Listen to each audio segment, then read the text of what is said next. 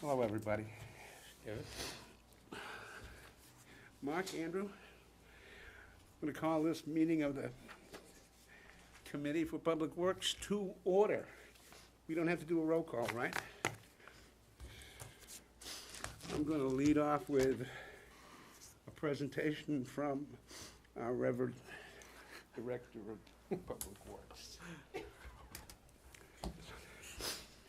Keep pointing at me.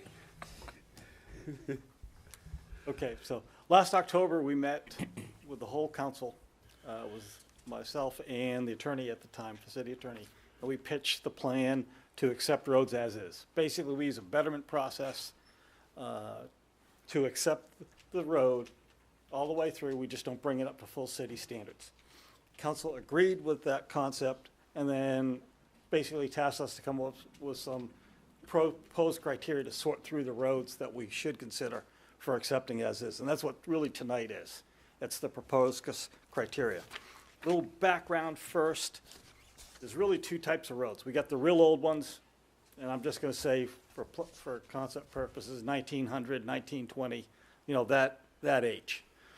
Then we have newer ones which figure from the 1960s. Some are much newer, Hillcrest, you know, the 2000 era, but something has come up on that, and I'll explain that as we go through and how that fits into it. So those are the two categories that we were looking at as we were developing the proposed criteria. So the key elements are the criteria that you see on the first page of the staff report to you. The first is an unaccepted street must be currently maintained by the city and have been maintained since 1979. So that applies to all the roads, of course, except those that are newer, Hillcrest or whatever, because they couldn't have been maintained at that point, but we've been doing something since this other issue came up. We have a memo that's dated from 1979 from the director at that point that lists roads that he knew of at that point that were private or unaccepted and that we were doing some form of maintenance to. For the newer roads, the developer must have met all the conditions established by the planning board or went out of business before the development was completed. And that's really what the situation is with Hillcrest. And that's why you'll see them on the list.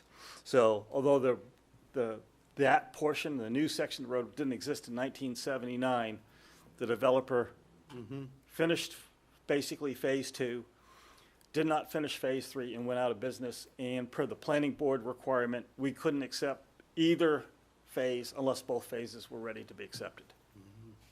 Okay. Let's see. The condition of the road must not be such that it's a disservice to the abutters. By that I mean the road is in such bad shape that if we keep maintaining it as is, we're not really watching out for the taxpayers. It's something that's, you know, it's going to make it difficult for them to get in and out of their driveways. It may be overly steep. It may just every time it rains, it washes out. There's not, the road really doesn't, the road is really not a road.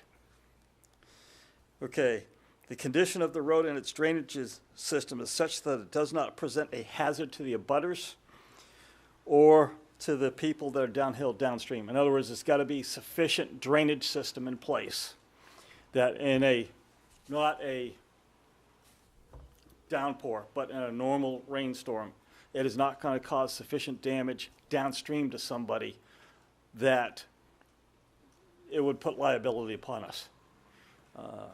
Okay, let's see. Deeds or covenants on the road or development do not restrict the private road from becoming public.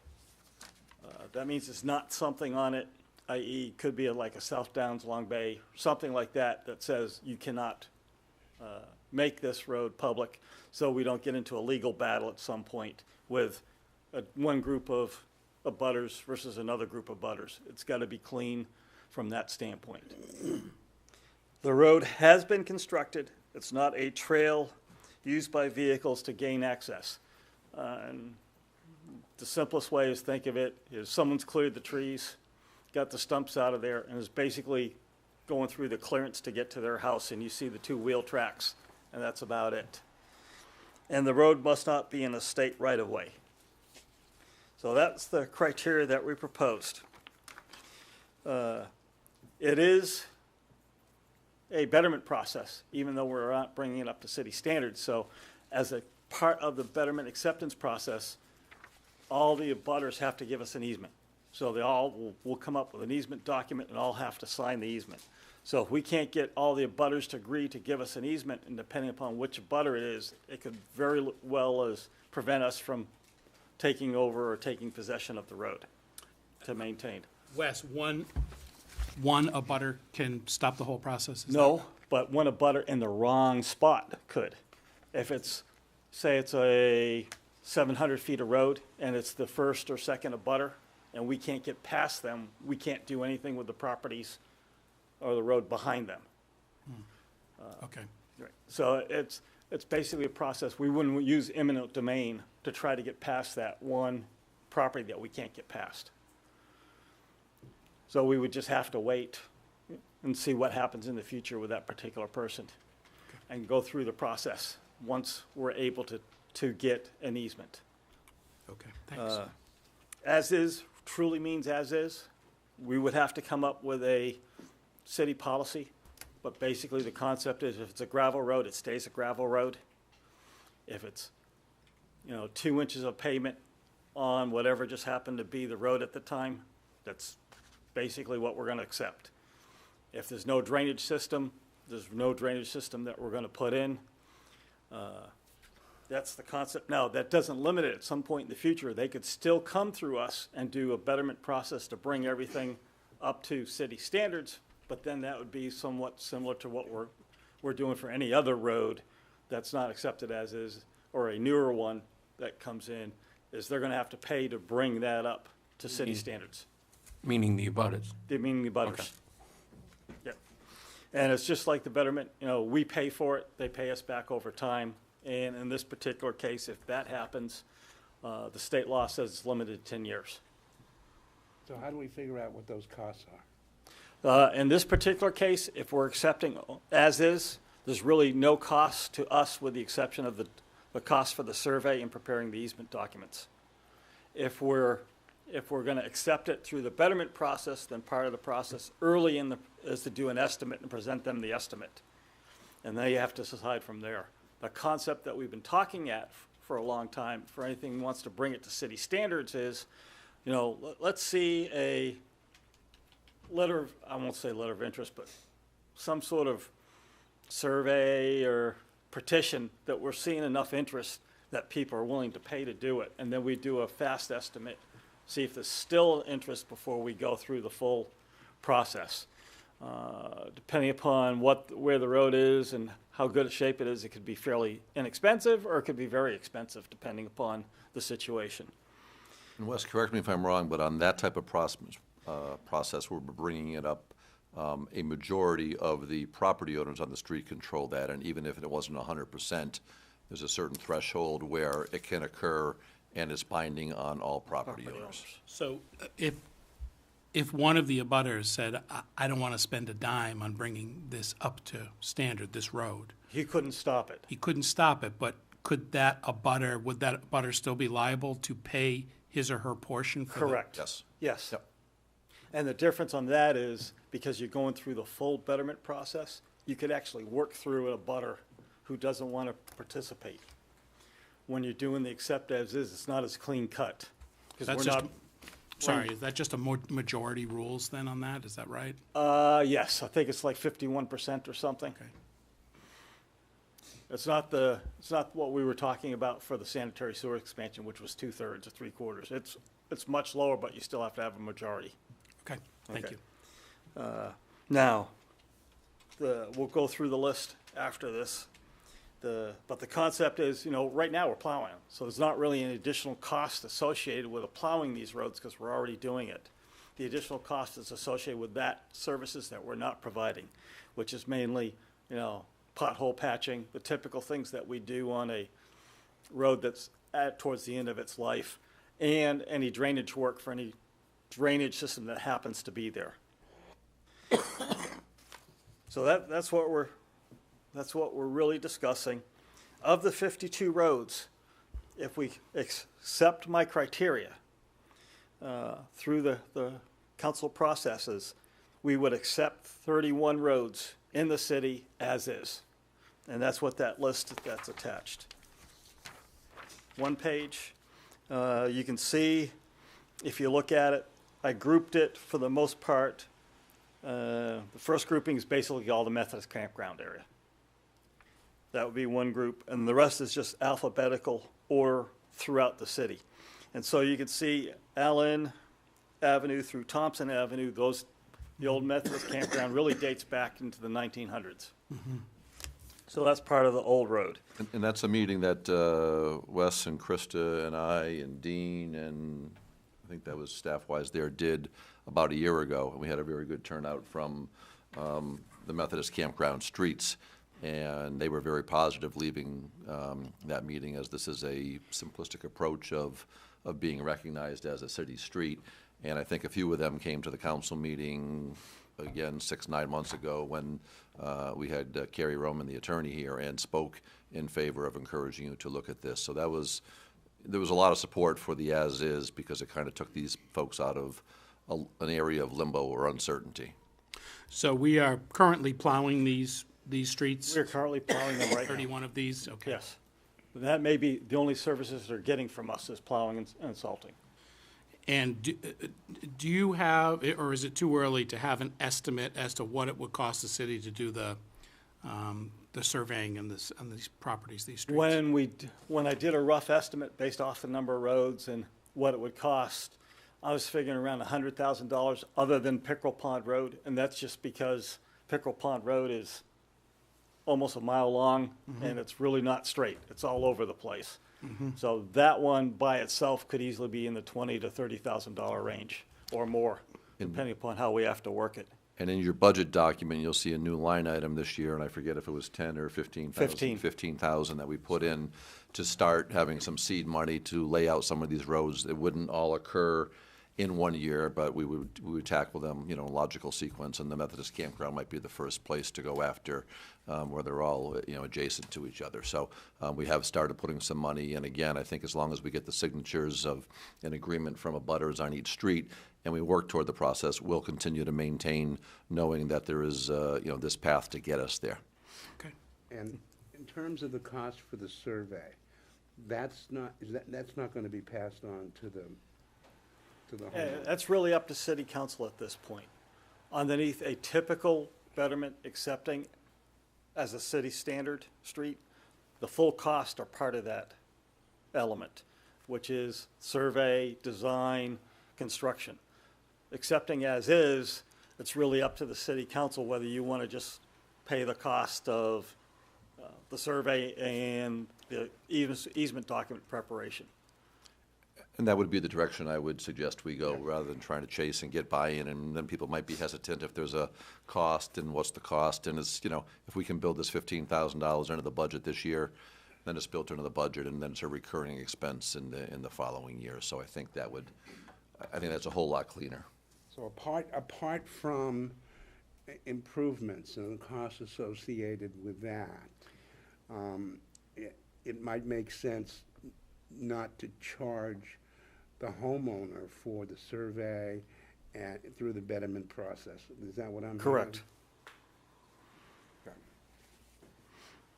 But again, I'll just say we're going as fast as I have money for is what it comes down to. We get $15,000 this year.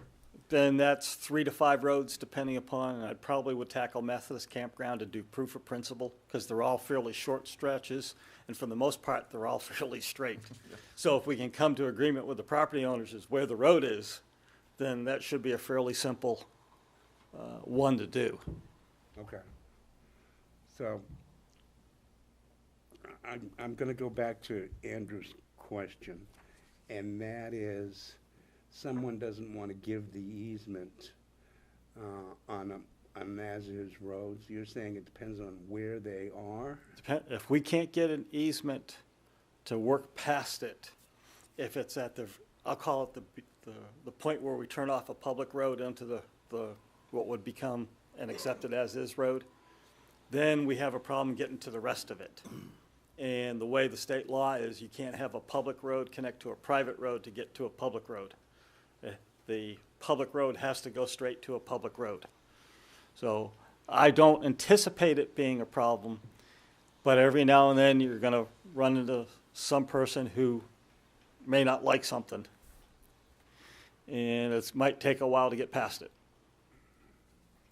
And some of the neighbors at our meeting with them, the folks on the streets in the Methodist campground had indicated they would kind of maybe take a lead for each street to help, get people on board and make sure notices get delivered for those who may be seasonal and try to help garner support, which we certainly would appreciate. Wes, if I understand what you just said, you can't go from a public road to a private road to a public road. Correct. A public road has to connect to a public road. So a private road can connect to a public road, not a problem. Right. But a public road, only access cannot be through a private road to get to a public road. A public road has to connect to a public road to gain full access.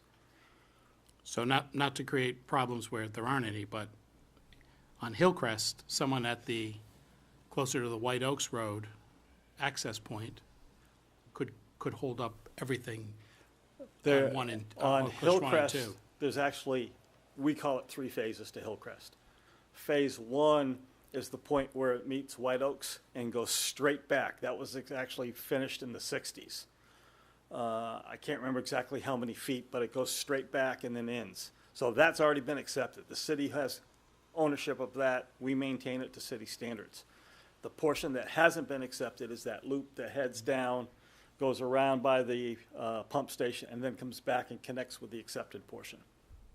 So I don't see that as an issue, because you could actually come around either end to get to a point where that particular person may not be willing to give us the easement. Again, not to make more issues where there aren't any, but that would be a public road connecting to a private, connecting to a public. That would, in that particular case, it would be White Oaks is public, the first phase of Hillcrest is public, and then you would be public, all the way around to the point where there was a private section, and then there would be public back again to a public road. So in the Hillcrest, because it's a loop, unless there's multiple people who say, no, you can work around that one. All right. Thank you. The ones that trap you are the dead end roads. Yeah, okay, I got it. Okay, so just looking at the list, you can see we've got some of the courts in there in the, I'll say, the more urban area that were never accepted. We've got Hillcrest.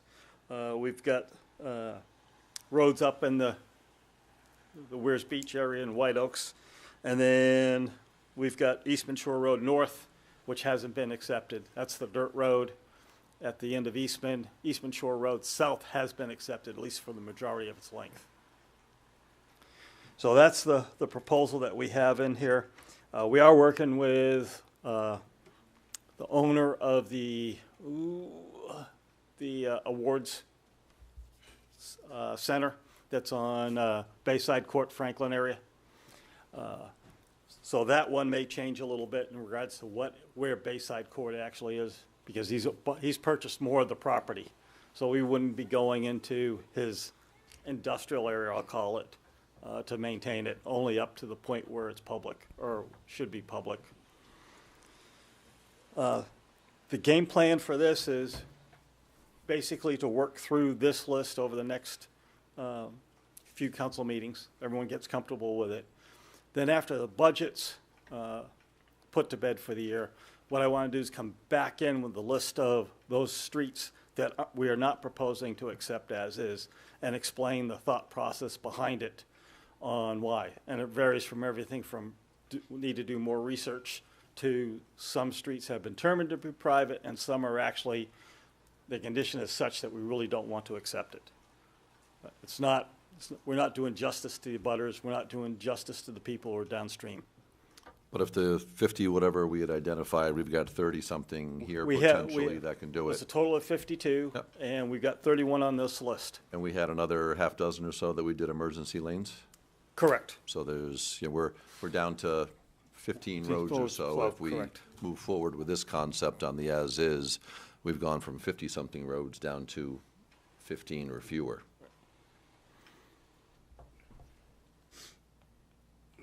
So that's our thought process behind it.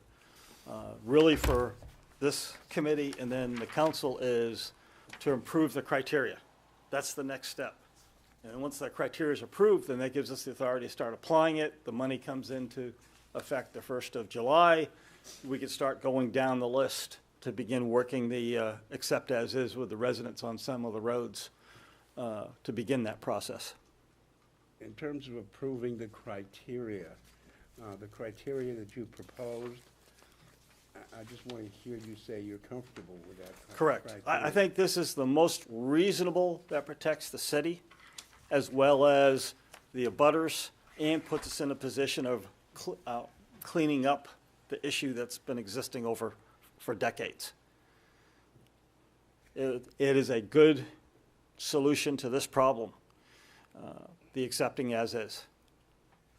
The 15 or so remaining roads after we've done, assuming we approve this as-is criteria and start moving forward with declaring the roads as is. Correct.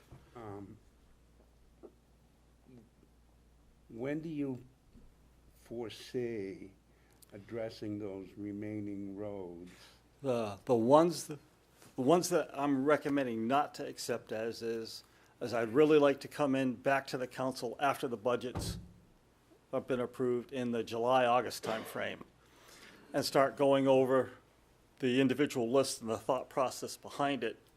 If we get concurrence on it, I'd really like to be able to, before wintertime, talk with the abutters on those roads such that, we'll continue plowing and everything through the winter. We'll get them ready for, through mud season, get them all set up for the tourist season, and then they really need to take over plowing operations in time for the next October. So they'd have a full year's warning that they're going to have to take it over, for basically the winter of 2021. Correct. Another small benefit, it's not going to be huge, but some of these roads, because they haven't been formally accepted, don't show up on the city's inventory that we submit to Department of Transportation into the total mileage of approved or accepted streets in the city, which is a component of how we get our proportionate share of the highway block grants, which come from the gas tax. So by getting these accepted more formally, we will also then be putting them onto that inventory, and every little piece adds up to another mile and therefore qualifies us for some additional funds through that formula. It's not going to be huge money, but there is a little bit of extra value in accepting these. Well, I think we can use everything that we have. We can use every penny of it, don't you? Absolutely, absolutely. So I think, where we're at now is discussion on the criteria basically is where we're at. We think the council has kind of given a consensus to the concept of the as-is. It appears that the residents we've been in contact with are supportive of that because basically for them, it keeps the status quo on how we've been maintaining anyway.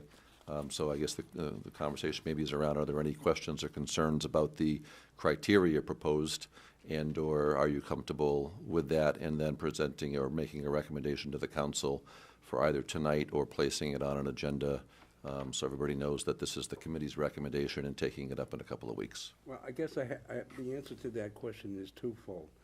One, I'm comfortable with the criteria as it is, and if anybody's not, please say so.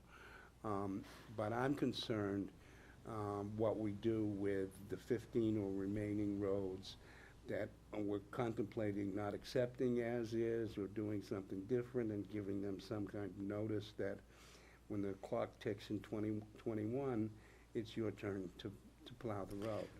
So I just want the criteria to be flexible enough over time to accommodate those kinds of concerns. Do you understand what I'm saying? It is the big picture wise, theoretically, you could, for all the ones that we are not going to accept as is, that we don't want to take possession of, you could declare them emergency lanes. That would give us the ability to plow, but the only disadvantage to that is it never solves the issue of what's causing it. I know if it's a bad road right now, it's presenting problems And with your it's gonna butters. stay a bad It's road. gonna stay a bad road. All it does is lets us just plow the thing. So the key is as soon as budget's put to bed, we start meeting either at a committee level, depending upon how the council wants to handle it, or at the council level, and going through those individual streets that we're not recommending to be accepted, as is. And that's not to say that the criteria adopted now could not be amended somewhere down the road, if that was the will of the council, to say, here's some new situations that, seem to blend together, let's take a look at maybe amending the criteria. That's fully available to you as well. So this would be a step which at least we could go back to these streets and say, you're in the queue. We're going to get to you if you're supportive of signing documents for easements for us to lay out the road. You're in the queue. We may not get to all of these roads first year, second year, third year, but maintenance will continue, and they've got some certainty to it. On these ones that are a little more challenging, you may decide that there's some we don't want to accept. There's maybe some criteria we want to adjust going forward to give you an opportunity to accept some of them if you so chose. Well, I guess that answers my question. I just don't want to be locked and loaded. No, you're not. With But this would take a lion's share of them off of the table for discussion now in a positive manner. Yeah. I And think that's what we're trying to accomplish, to do that. And that's staff recommendation as well. So I think moving it out of this committee is a good idea. I might like another couple of weeks just to read and reread the criteria proposed, just so I'm really comfortable with it, when perhaps we could vote in a couple of weeks on it, if that's okay with you. That's fine with me. Just, That's fine with me. What I suggest we do is, we move to adopt the criteria, make a recommendation that criteria be adopted, and then table it at the council meeting for whatever timeframes you're comfortable with, or whatever timeframes anybody's comfortable with. And that may be one way to do it. We could have another subcommittee hearing. We could do that. And if you really want to understand how the criteria applies, the simplest way is make an appointment with me. I'll throw you in the vehicle and I'll drive the roads with you. And then you can see that piece, because you'll understand, by looking at the road, you'll understand what the thought process is and how we applied it. it's not a bad idea, because if you're well-behaved, You might get ice cream, you might especially get if ice it's a hot cream on the day. ride. Very true. It's been known to happen. Okay. Is there any other comments or questions from the committee? No, not for me. Yeah, I do. Wes, now, are we opening a can of worms? What do we do about a private road now that they've been plowing, and all of a sudden they say, oh, we want to be as is?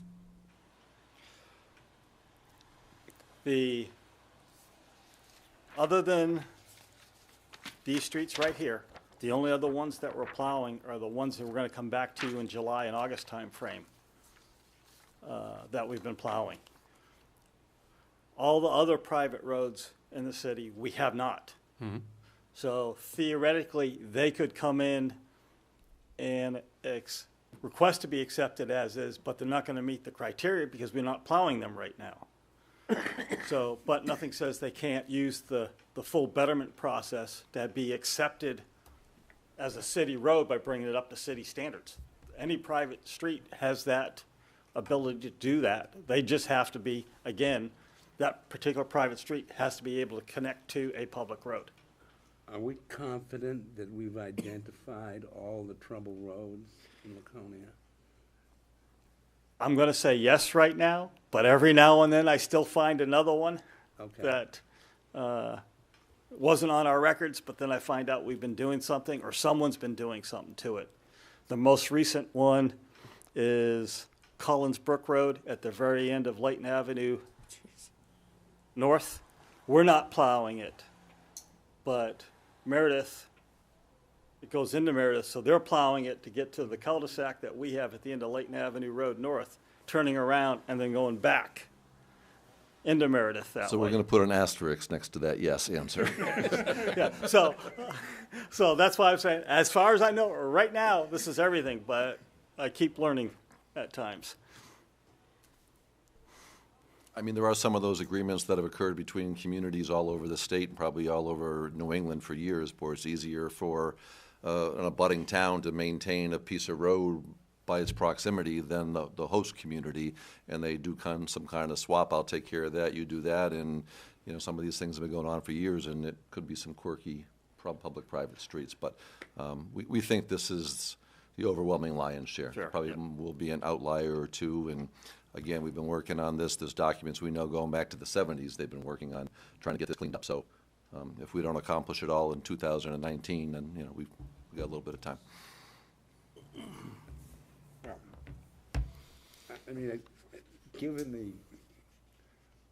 I won't call it the magnitude, but given the widespread problem that every town faced and the problems that we faced, I think we're doing a pretty good job, and I commend you and the city manager and everybody else for developing these criteria and getting moving on creating a solution that may, I'll emphasize may, work.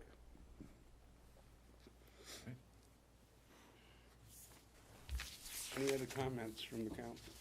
Members of the public? Anybody have any comments? Okay. We typically didn't have a public hearing, so I don't have to close the public hearing. Help me with this. Did we? Okay. All right.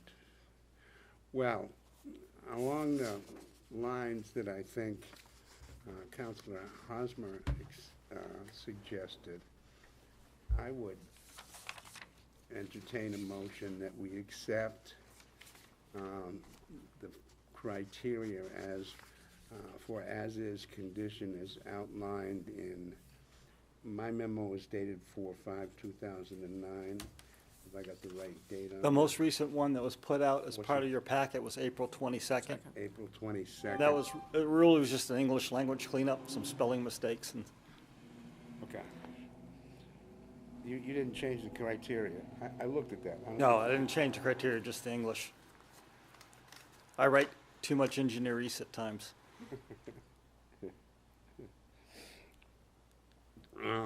And recommend it to the council with the caveat that we table the consideration of adopting the criteria until, we're gonna start moving into budget pretty soon, aren't we? We are. We're going to start at 6 o'clock on May 13th with the school budget presentation. But it's an extra Monday, is a fifth Monday in April, so we're not meeting again for 3 weeks from tonight. So if you wanted to say this is the criteria, we can make sure all the council gets it in the next day or so. Table it tonight and then place it on the May 13th agenda. That way everybody will have close to 3 weeks to give it another review, and then it could be at the council's option to either take action on the 13th or defer it and table it again, or leave it on the table. Okay. Is everybody agreeable to that? So I'll take a motion. So moved. Okay. Take a second. I'll second it. Okay. All those in favor? Aye. Raise your hand. Okay. Passes unanimously. That's what we'll do. There being no other business coming before the board, although I'd like to bring up Clinton Street.